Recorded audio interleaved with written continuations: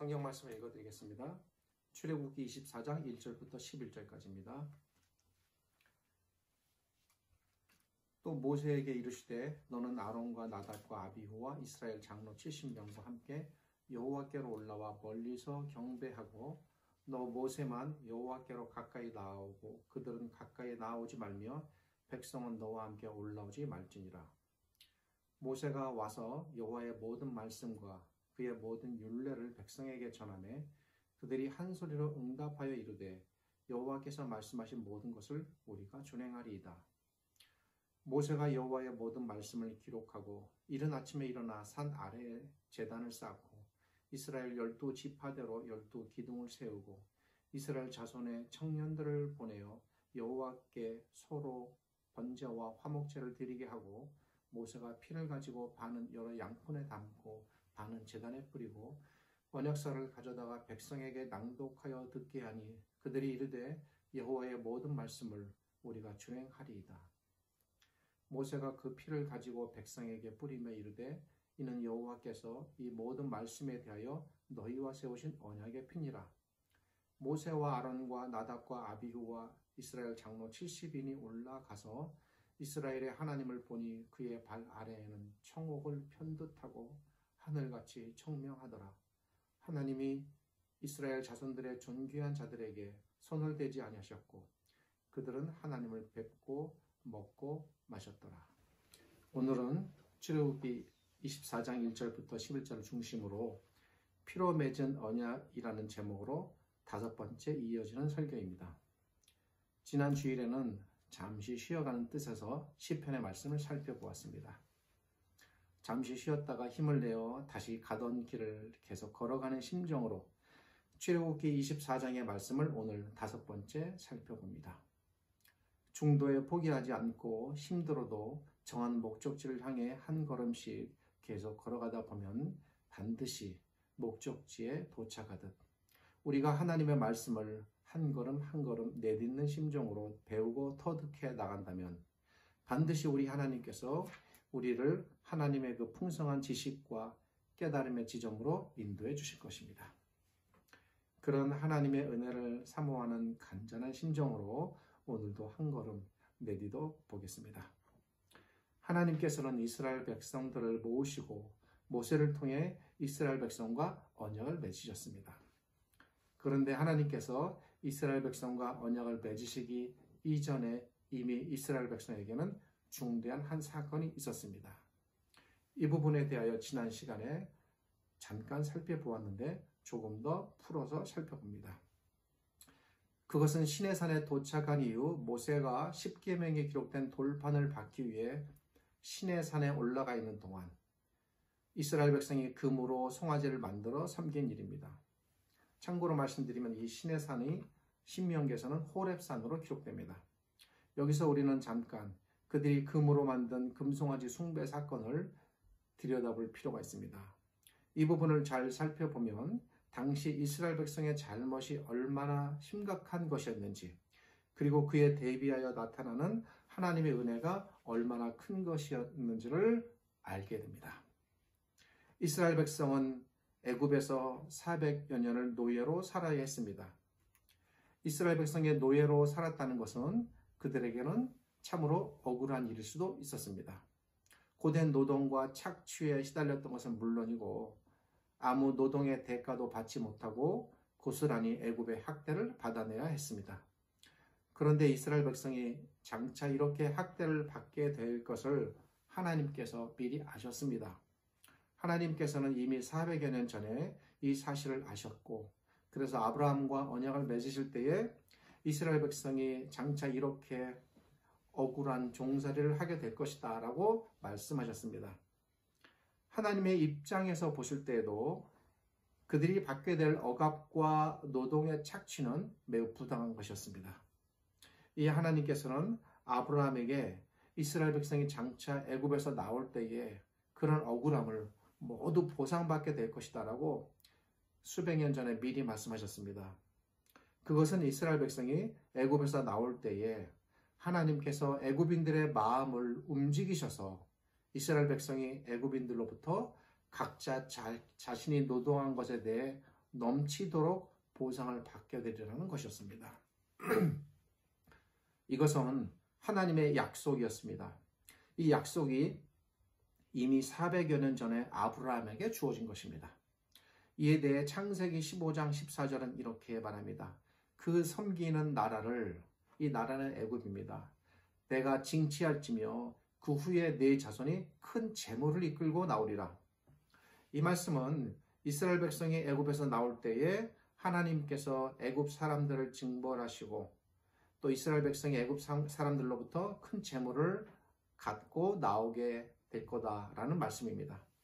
특별히 여기 기록된 큰 재물이라는 말은 이스라엘 백성 각자가 부족함 없이 넘치도록 재물을 보상받게 될 것이다 라는 것을 알려주는 표현입니다. 사람이 오랫동안 남의 밑에서 종으로 살고 그 주인 댁을 나오게 되면 나가서 살아가야 할 길이 있어야 합니다. 소도 비빌 언덕이 있어야 비빈다라는 우리의 속담이 있듯 사람이 무엇이 있어야 살아갈 길이 열립니다. 나가서 살려면 식량도 있어야 하고 집도 있어야 하고 입을 옷도 있어야 하고 일구어야 할 땅도 있어야 합니다. 그래야 살아갈 길이 열립니다. 억울하게 종으로 산 것도 억울한데 빈손으로 내쫓긴다는 것은 참으로 비참하고 가슴 아픈 일일 것입니다. 우리 하나님께서 이런 자기 백성의 심정을 헤아리셨던 것입니다. 이에 하나님께서는 이미 아브라함에게 약속하셨고 그 약속을 마침내 지키셨습니다. 과연 하나님의 약속대로 이스라엘 백성들은 애굽을 나올 때에 모두 각기 애굽인 이웃들로부터 많은 재물을 얻는 놀라운 일이 실제로 벌어졌습니다. 애굽인들 입장에서 한번 생각해 보겠습니다. 그들 입장에서 이스라엘 백성들은 참으로 미운 대상입니다. 그들 때문에 자기들이 견디기 힘든 재앙을 받았고 그래서 억울하고 화나는데 어찌 그 애굽 사람들이 자발적으로 이스라엘 백성들에게 재물을 나누어 줄 그런 마음이 생겼겠습니까? 좋은 관계로 있다가 나가게 되면 조금 재물을 나누어 줄 수 있을지는 몰라도 나쁜 관계로 있다가 도망치듯 떠나가는 사람에게 자신의 재물을 나누어 줄 정도로 마음이 넉넉하고 인품 좋은 사람은 없습니다. 그런데도 놀랍게 이런 일이 벌어진 것입니다. 그것도 이스라엘 백성 몇몇에게 벌어진 것이 아니라 이스라엘 백성 전체에게 동시에 이 일이 벌어졌습니다. 요즘식으로 표현하자면 이스라엘 백성 전체에게 재난지원금이 최소한 한 사람당 10억 이상씩 주어졌다라고 볼 수 있습니다. 상상해 보십시오. 얼마나 놀랍고 엄청난 일입니까? 이것은 사람의 힘으로는 도저히 불가능한 일입니다. 구체적으로 어떤 경로, 어떤 과정으로 이 일이 벌어났는지 우리는 알 수 없지만 분명한 것은 이스라엘 백성들이 애굽을 나올 때에 그동안 밀렸던 400년의 노임을, 품값을 한 번에 모두 받아 나왔다는 사실입니다. 모세가 이스라엘 백성에게 말하였습니다. 너희는 곧 애굽을 나가게 될 것이다. 준비하라. 그리고 각기 이웃에 있는 애굽 사람들에게 당당하게 재물을 요구하라. 그러면 그들이 내줄 것이다. 명령은 간단하고 명료했습니다. 모세의 요구대로 이스라엘 백성은 애굽 사람들에게 재물을 요구했습니다. 이스라엘 백성이 평소에는 말을 참 안 듣는 백성인데 어쩌면 이런 것은 이렇게 말을 잘 듣는지 모르겠습니다. 이스라엘 백성이 모세의 요구대로 재물을 요구하니까 어제까지만 해도 자신들의 주인이며 어려워서 어쩔 줄 몰라 했던 자기들을 부렸던 사람들이 재물을 내놓습니다. 약간의 식량을 내준 것이 아니라 성경의 표현을 보면 은과 금과 각종 폐물과 의복을 내줬다고 합니다. 이렇게 해서 400여 년 전 하나님의 약속이 출애굽 당시에 이루어졌습니다. 이스라엘 백성은 받은 은금 폐물과 의복이며 선물 보따리를 모두 한가득씩 안고 애굽을 나오게 됩니다. 이에 대하여 출애굽기 12장 35절과 36절은 이렇게 알려줍니다. 이스라엘 자손이 모세의 말대로 하여 애굽 사람에게 은금 폐물과 의복을 구하매 여호와께서 애굽 사람으로 백성에게 은혜를 입게 하사 그들의 구하는 대로 주게 하심으로 그들이 애굽 사람의 물품을 취하였더라. 여기서 모세는 분명히 밝힙니다. 이 제물들은 모두 하나님께서 애굽 사람들의 마음을 움직여서 하나님께서 은혜를 베풀어 주신 제물이라고. 그들은 그 하나님의 은혜 베푸신 제물을 갖고 애굽을 나와 시내산에 지금 도착해 있는 것입니다. 그런데 어처구니 없는 일이 벌어진 것입니다. 하나님께서 그들의 살 길을 열어주시기 위해 제물을 마련해 주셨는데, 그래서 하나님의 은혜를 잘 깨달으라고 주신 것인데, 그 제물을 가지고 그들이 금송아지를 만든 것입니다. 그것도 하나님께서 언약 의식을 치르시기 위해 잠시 모세를 산 위로 불러 올리신 바로 그 기간 동안에입니다. 더욱 놀라운 사실은 하나님께서 머무시는 시내산 바로 그 아래에서 이 일이 벌어졌습니다. 십계명이 준비되면 그것을 언약서로 삼아 곧 언약 의식이 진행될 것인데, 바로 그런 때에 그들은 하나님께서 마련해 주신 제물로 금송아지라는 자신들의 신을 만들어 하나님을 헌신자처럼 버린 것입니다. 우리 사람으로 비유하면 결혼식 당일날 다른 사람을 만난 것과 같습니다. 더욱 놀라운 일은 이렇습니다. 십계명의 제1계명과 제2계명의 내용이 무엇입니까? 다음에 아마 제가 지금 준비하고 있는데 기회가 되면 이 부분을 살펴볼 것입니다. 십계명의 제1계명과 2계명은 모두 다 하나님 이외에 다른 신을 만들거나 섬기지 말라는 것입니다. 분명히 만들지 말라라는 구체적인 지시가 들어가 있습니다. 바로 그런 명령이 모세에게 하달되고 있는데, 그 하나님께서 임재해 계시는 거룩한 시내산 바로 아래에서 이스라엘 백성들은 하나님께서 주신, 그분이 주신 그 금을 모아 송아지를 만들어 절하고 춤추고 술 마시고 난동치는 엄청난 일이 벌어진 것입니다. 안타깝게도 아론이라는 모세의 형은 하는 말이 금덩이를 던졌더니 송아지가 나왔다는 이 말도 안 되는 변명을 해댑니다. 모세가 너무 화가 나서 돌판을 던졌는데 제가 생각해도 너무 당연합니다. 하나님께서 이 일을 계기로 이스라엘 백성 전체를 다 버리시겠다라고 말씀하셨는데, 이것도 제가 너무 잘 이해가 됩니다. 충분히 그러실 만합니다. 우리 하나님께서 얼마나 화나고 진노하셨겠습니까? 이스라엘 백성의 금송아지 숭배 사건의 배경 속에 이런 사실들이 감추어져 있습니다. 그런데 하나님께서는 다시 모세를 불러 올리시어 언약서인 십계명을 두 번째 주십니다. 그리고 이스라엘 백성을 모으게 하신 후에 이스라엘 백성과 언약을 마침내 맺으십니다. 그리고 그 내용이 우리가 읽은 출애굽기 24장 1절부터 12절까지의 내용입니다. 이스라엘 백성이 금송아지를 섬긴 사건을 통해 우리는 그들의 잘못이 단지 송아지를 만들어 섬겼다는 그 사실 자체에 있는 것이 아니라 400년 전에 하나님의 약속과 연관해서 생각해 본다면 그들의 그 잘못이 얼마나 깊고 큰 것이었는가를 알게 되는 것이고, 그리고 그럼에도 불구하고 그들을 다시 부르시어 십계명을 주시고 언약을 맺으신 이 하나님은 도대체 어떤 분이신가? 얼마나 은혜가 풍성하신 분인가? 그리고 그 당시에 얼마나 엄청난 그 마음의 고통 속에 하나님께서 자신의 분노와 화를 누르셨는가? 이런 부분들을 좀 더 우리가 세세하게 느껴볼 수 있는 것입니다. 지난 주일에 저는 모세가 피를 반은 제단에 뿌리고 반은 이스라엘 백성에게 뿌렸다라고 말씀드렸습니다. 그런데 모세가 이스라엘 백성에게 피를 뿌리기 전에 그 사이에 일어난 일에 대해서도 말씀드렸습니다. 그것이 뭡니까? 그것은 바로 언약서를 읽은 내용입니다. 이 언약서가 어떻게 만들어진 언약서입니까? 사실은 이 언약서가 만들어진 그 경위와 연관해서 우리가 알아야 되는 사건이 바로 금송아지 사건입니다.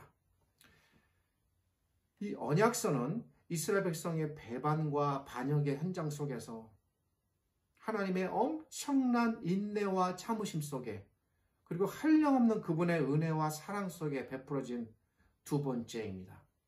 조금 전까지 하나님을 버리겠다고 그렇게 난리를 쳤던 사람들을, 그런데 하나님께서 끝까지 참고 견디시며 그들을 하나님의 백성에서 버리지 않으시고 받아들이시는 것입니다. 그래서 그들과 언약을 맺으시는 것입니다. 그런데 그런 거룩한 언약이 어찌 아무 일 없었다는 듯이 그저 별일 없었던 것처럼 그냥 맹숭맹숭 맺어지겠습니까? 모세의 입장에서 그리고 하나님의 입장에서 한번 그런 일이 있었기 때문에 또다시 그런 일이 일어나지 말아야 하고 그러기에 반드시 이 부분에 대한 짚고 넘어가야 할 일이 있는 것입니다. 그래서 짚는 것이 언약서를 낭독하는 것입니다. 너희가 이제 하나님과 언약을 맺으면 다시는 그런 일을 저지르지 말라. 이제부터 절대 다른 신들을 섬기지 말고 오직 하나님만을 너희의 신으로 섬겨야 한다. 너희의 하나님은 다른 신들과 달라서 그분은 형체가 없으시니 어떤 형태로 만들어서도 안 된다. 심지어 그분의 이름조차도 함부로 불러서는 안 된다. 너희가 섬기는 하나님은 그런 하나님이시다. 오직 여호와 하나님만을 엄중한 마음으로 너희 하나님으로 받들고 섬길 수 있겠느냐. 언약이 맺어지는 마지막 순간 전에 모세가 지금 이렇게 묻는 것입니다. 모세가 그렇게 언약서를 낭독한 후에 이스라엘 백성의 확답을 받습니다. 마침내 이스라엘 백성 전체가 기록은 안 되어 있겠지만 적어도 이 현장에서는 자신들의 지난날의 잘못을 반성하는 심정으로 하나님께 모두 네 하나님, 우리가 하나님만 섬기겠습니다. 이제 다시는 다른 신을 섬기지 않겠습니다. 그렇게 대답했습니다. 이에 비로소 모세는 남은 피를 이스라엘 백성에게 뿌리고 언약이 맺어집니다. 모세가 이스라엘 백성에게 피를 뿌렸다는 이 피 뿌림의 행위 안에 바로 이런 의미들이 모두 다 녹아 있는 것입니다. 이렇게 해서 하나님과 이스라엘 백성 사이에 언약 의식이 맺어집니다. 그리고 그 이후에 기쁨의 잔치가 벌어집니다. 이스라엘 장로 70인이 시내산에 올라 하나님 앞에서 먹고 마셨다는 기록이 나옵니다. 감히 어떻게 하나님께서 계신 그 시내산에 올라갈 수 있으며 그리고 하나님 앞에 설 수 있겠습니까? 그러나 하나님께서 그들에게 손을 대지 않으셨다라고 성경은 기록합니다. 이 부분에 대해서는 다음에 이어서 살펴볼 것입니다.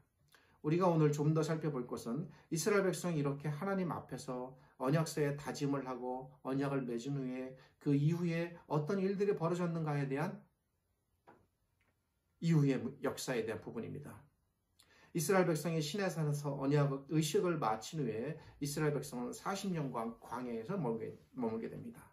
40년이라는 이 광야 사건의 원인이 방금 전에 벌어졌던 그 금송아지 사건 때문에 하나님께서 최소한의 징계를 내리시는 것입니다. 모세는 생을 마치기 전에 이스라엘 백성에게 두 번째 다짐을 해둡니다. 그 두 번째 다짐은 오늘 이 출애굽기에는 기록되어 있지 않습니다. 모세의 눈으로 볼 때 여전히 그들은 불안하고 걱정되는 백성입니다. 언제 그들은 지난날의 금송아지 사건처럼 또다시 하나님을 등지고 하나님과 맺은 언약을 헌신짝처럼 버릴지 모르는 백성이었습니다. 이에 모세는 시내산에서 맺은 언약을 회상합니다. 그리고 그때의 언약을 근거로 해서 이스라엘 백성에게 자신이 죽기 전 마지막 유지를 남깁니다. 그 마지막 언약적 유지가 신명기 28장에 기록되어 있습니다. 신명기 28장에 기록된 모세의 유지. 그러니까 이거 신명기 28장은 40년 후에 벌어지는 일입니다. 그 옛날 40년 전에 시내산에서 맺었던 그 언약을 잊지 말고 잘 지키라고 당부합니다. 모세는 그 언약을 잘 지키면 하나님께서 이러이러한 복을 주실 것이고 그 언약을 너희가 버리거나 지키지 않으면 이러이러한 저주를 내리실 것이다 라고 말씀하십니다. 이에 대한 구체적인 복과 저주가 기록되어 있는데 이것이 언약적 복과 언약적 저주가 기록되어 있는 신명기 28장입니다. 죄송합니다.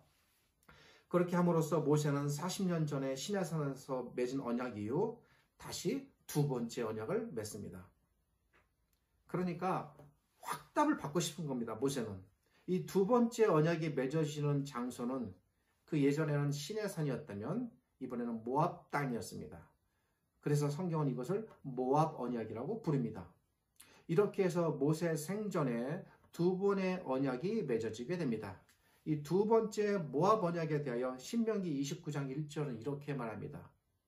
호렙산에서, 이 호렙산은 신의 산을 가리키는 또 다른 이름입니다. 호렙산에서 이스라엘 자손과 세우신 언약 외에 여호와께서 모세에게 명하사 모압 땅에서 또 그들과 세우신 언약의 말씀은 이러하니라. 이 두 번째 모압 언약이 맺어질 때에 모세가 신명기 28장에서 언약적 복과 저주를 말하게 되는 것입니다.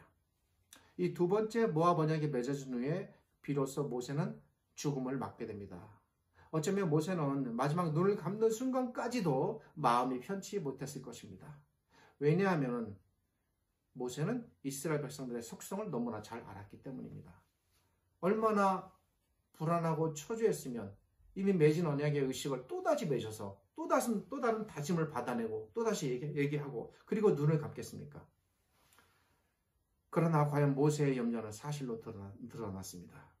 이스라엘 백성이 가나안 땅을 점령하는 기간인 그 첫 번째 관문 여리고 성 점령 사건에서 이미 그 배반의 조짐이 드러나기 시작합니다. 그 인물이 바로 아간입니다. 그리고 가나안 땅에 들어가서도 그들은 기다렸다는 듯이 각종의 이방신들을 무차별적으로 받아들이기 시작합니다. 이방 여인들과의 무분별한 결혼을 통해 그들의 타락은 더욱 급속도로 과속화됩니다.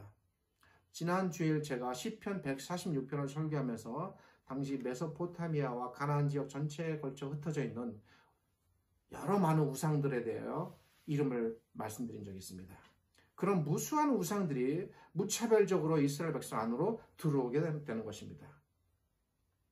그런 한 시대를 보여주는 기록이 있으니 그것이 바로 사사기였고, 사사시대 이후로 잠시 다윗 왕국 시대에 조금 건강하게 세워졌으나 다시 솔로몬을 시작으로부터 솔로몬 자신이 그런 우상에게 발을 들여놓았으니 그로부터 시작된 우상 숭배가 이스라엘 전 역사 기간 동안에 지속되었고 이 우상의 문제는 결코 해결되지 못했습니다.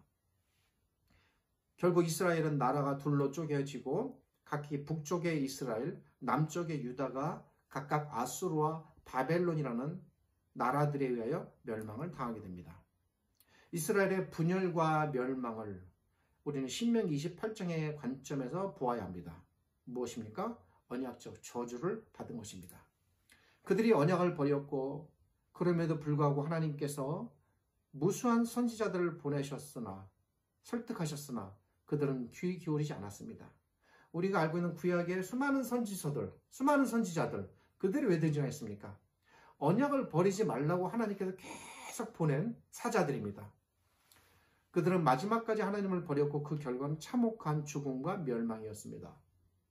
하나님께서 얼마나 화가 나셨으면 스스로 머무시는 거룩한 성전까지 바벨론의 파괴 아래 짓밟히도록 허용하셨겠습니까? 솔로몬 성전이 완전히 처참하게 파괴되었고 성전의 거룩한 모든 성물들이 바벨론으로 가져감을 당했으며 성전이 이방의 제물로 더럽힘을 당했습니다. 하나님이 어찌 스스로 원하셔서 이렇게 하셨겠습니까? 그들은 하나님을 버린 자신들의 죄의 결과가 어떠하다는 것을 스스로 직접 보아야 했습니다. 예레미야 선지자는 이스라엘 백성이 하나님과 맺은 언약을 버린 결과가 언젠가는 이렇게 돌아올 것을 알았습니다. 예레미야 선지자는 바벨론의 침략 당대에 살았던 활동했던 선지자였습니다. 실제로 애굽으로까지 피난했던 그런 경험도 있는 선지자입니다. 예레미야 선지자는 그 옛날 시내산에서 하나님께서 이스라엘 백성과 언약을 맺은 것을 기억했습니다. 예레미야 선지자는 그 옛날 송아지를 쪼개어 그 피를 뿌리며 언약이 맺어진 사실을 잘 알았습니다. 이제 그 언약이 지켜지지 않았으니 이스라엘 백성에게 저주가 내릴 것은 자명하다라고 선지자는 판단했습니다. 그래서 선지자는 그 옛날의 언약을 회상하며 이렇게 말합니다. 이 언약은 이스라엘 백성이 광야에서 맺었던 바로 그 언약입니다. 예레미야 34장 18절은 이렇게 말합니다. 송아지를 둘로 쪼개고 그 두 사이로 지나서 내 앞에 언약을 세우고 그 말을 실행치 아니하여 내 언약을 범한 너희를 모세가 시내산에서 맺었던 시내산 언약 또 모세가 모압 평지에서 맺었던 모압 언약 바로 그런 언약들을 염두에 두고 예레미야 선지자는 너희의 조상들이 이미 이렇게 언약을 맺었는데 너희가 오늘날 그 언약을 이렇게 버렸다라고 말하는 것입니다. 모세 시대의 언약이 맺어질 때에 송아지가 쪼개임을 받고 그 쪼개짐을 통해 저주가 경고되었지만 이제 그들이 언약을 버렸으니 쪼개진 송아지처럼 너희의 나라가, 너희의 민족이, 가정이, 심지어 너의 목숨까지도 쪼개진 송아지처럼 쪼개질 것이다 라는 언약적 저주를 예레미야 선지자가 외치는 것입니다. 이에 예레미야 선지자의 생각을 엿볼 수 있는 기록이 예레미야 11장 3절과 4절에도 이렇게 나타납니다. 그들에게 이르기를 이스라엘의 하나님 여호와께서 이같이 말씀하시되 이 언약의 말을 좇지 않는 자는 저주를 받을 것이니.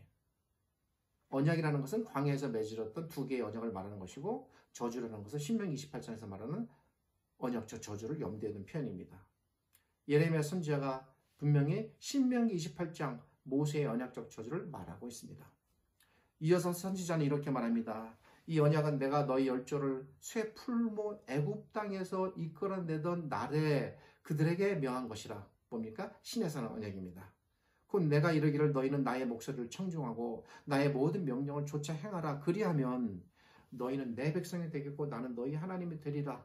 그렇게 맺었는데 예레미야 선지자가 모세가 시내산에서 맺었던 시내산 언약과 모압 언약을 지금 자기 앞에 있는 이스라엘 백성에게 재기억시키고 있는 것입니다. 이제 우리의 문제를 살펴보겠습니다. 하나님께서 이스라엘 백성과 언약을 맺으신 것처럼 우리와도 언약을 맺으셨습니다. 하나님께서 우리와 맺으신 언약은 구약시대에 맺어진 옛 언약과 달라서 영원히 변치 않는 언약입니다. 물론 구약시대에도 하나님께서는 성경을 읽어보니 결국은 끝까지 언약을 버리지 않으셨습니다. 중간에 엄청난 국가의 멸망이라는 대사건이 일어났지만 끝까지 하나님께서는 버리지 않으시고 돌아오게 하시고 회복시키심으로써 자기 언약을 버리지 않으신 겁니다. 그럼에도 불구하고 하나님께서는 우리와 언약을 맺으셨는데 우리와 맺은 언약은 더욱 분명하게 변치 않는 영원한 언약이라는 것을 밝혀두셨습니다.